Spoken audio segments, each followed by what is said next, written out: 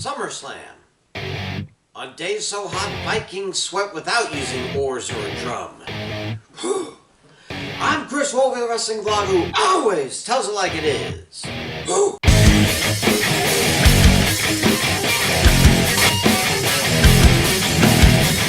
The 39th annual August PLE and the second two-night version of it doesn't look so hot on paper. I mean, sure, we have a dozen matches that might keep the crowds interested, and half of them are title matches to boot. But that doesn't explain why less ticket sales have been sold for the US Bank Stadium for both nights than there are seats for said stadium. Obviously, creative is in a tailspin, and there is very little doubt the Saudis and TKO are to blame. Either that or they get paid enough by ESPN to host the PLEs that they've become sloppy or are quiet quitting, if that's still a thing.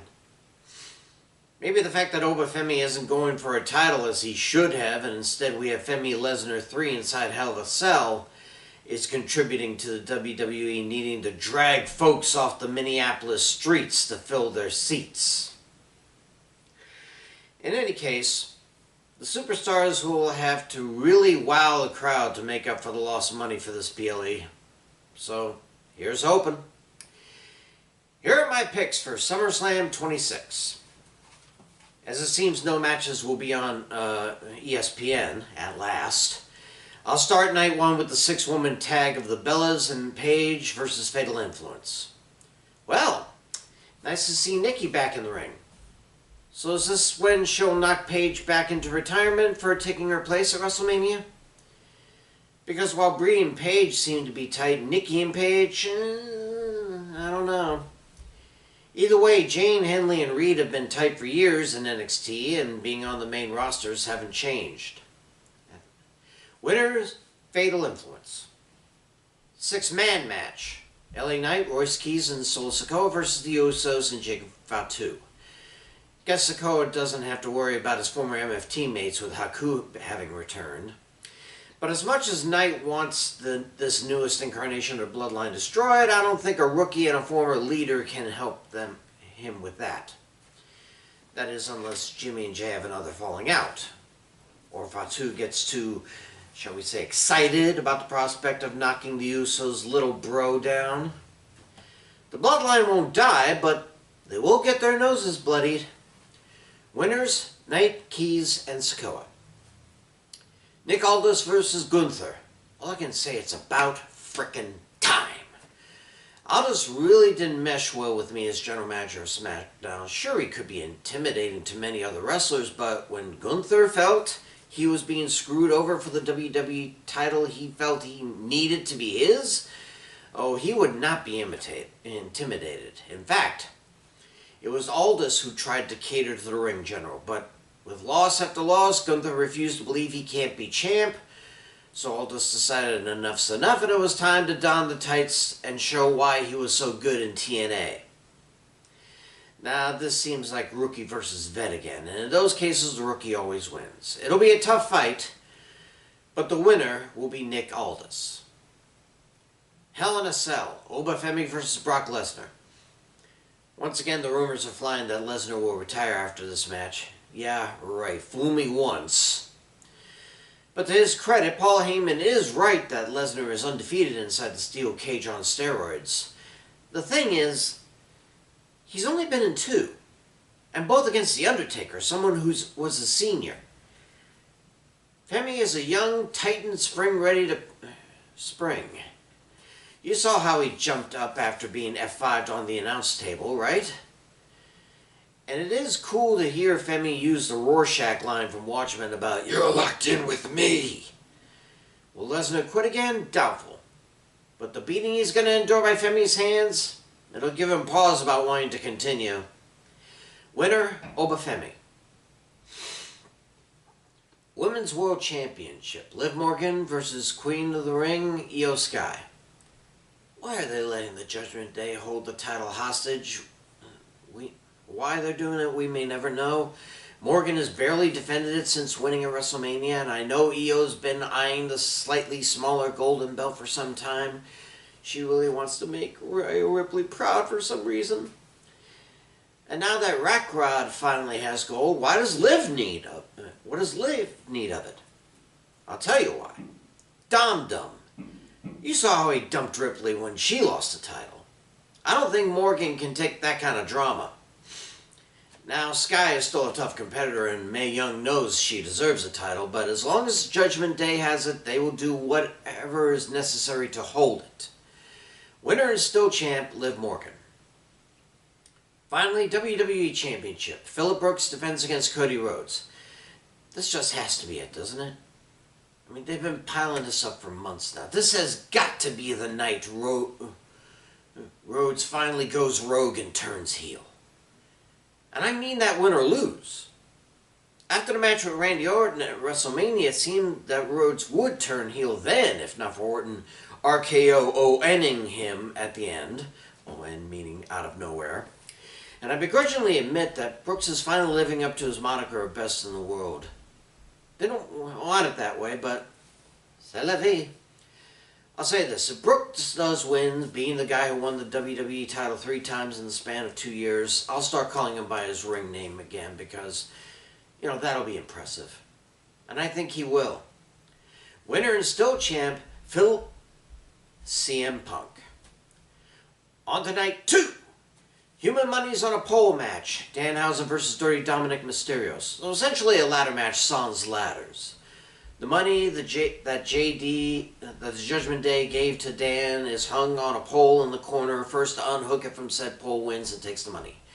Been a long time since we had a blank on a pole match, and I for one didn't miss it at all. Come on, we know what'll happen.